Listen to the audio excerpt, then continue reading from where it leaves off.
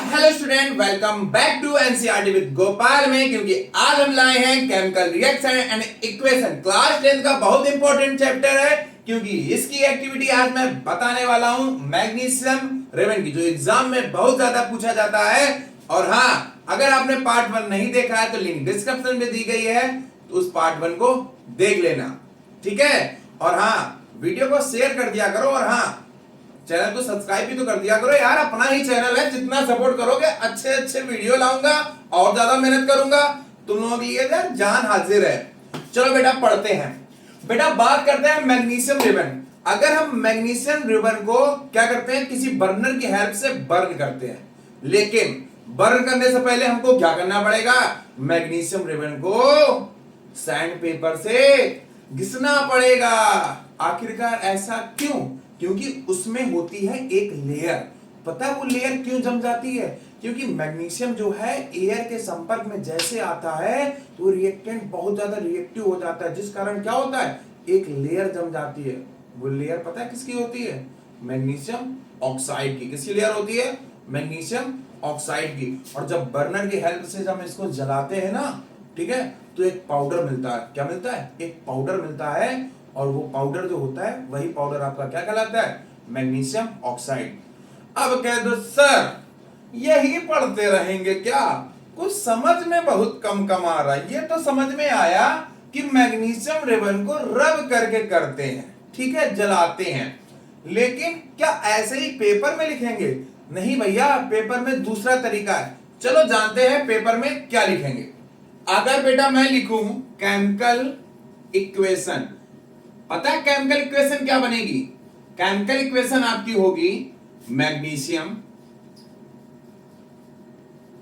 Plus oxygen, तब जाकर बनता है तुम्हारा क्या, मैग्नीशियम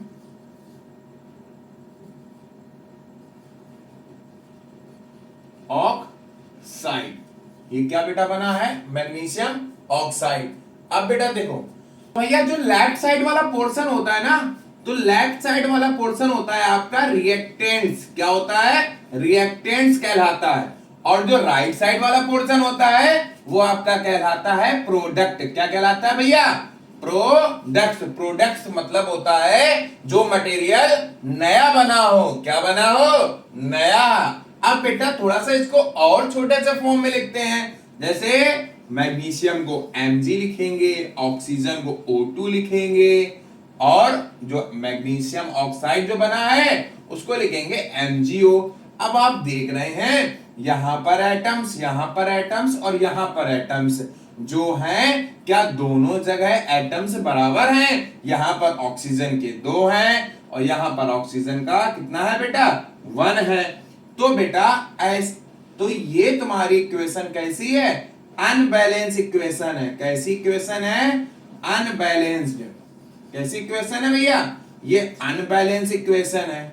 अब ये तुम्हारी अगर अनबैलेंस इक्वेशन है तो इसी जो इक्वेशन अनबैलेंस होती है उसको हम लोग बोलते हैं स्केलेटल। क्या बोलते हैं? स्केलेटल।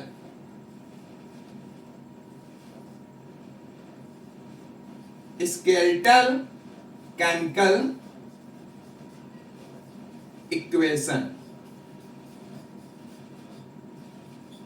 बात समझ में आई? बात समझ में आई? आई तो वीडियो को लाइक करो, चैनल पे नए हो चैनल को सब्सक्राइब करो भाई, जल्दी से करो, फिर आगे बढ़ते हैं। तो भैया जान लेते हैं law of conservation of mass. Class 9 में तो तुमने पढ़ा ही होगा। पता है क्या पढ़ा होगा? कि मास को ना ही बनाया जा सकता है और ना ही खत्म किया जा सकता है। इसलिए बेटा क्या, एक रिएक्शन से पहले और एक रिएक्शन के बाद एटम्स जो हैं वो बराबर होने चाहिए। यही है आपका क्या, law of conservation of mass. बात समझ में आई? ठीक है। अब बेटा एक एग्जांपल हम थोड़ा सा समझते हैं अच्छे से। एग्जांपल है हमारा zinc plus sulphuric acid, sulphuric acid बनता है आपका zinc sulphate zinc sulphate plus hydrogen. थोड़ा सा और छोटे फॉर्म में जान लेते हैं।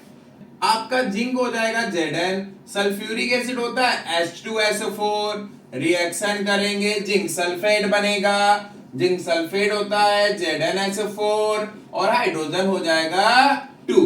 ये है आपका law of conservation of mass का एक एग्जांपल। आप इसमें देख रहे हैं, बोर्ड में देखना बेटा, यहां Zn का बेटा 1 एटम है, तो आपका जो यहां है वो यहीं पर है।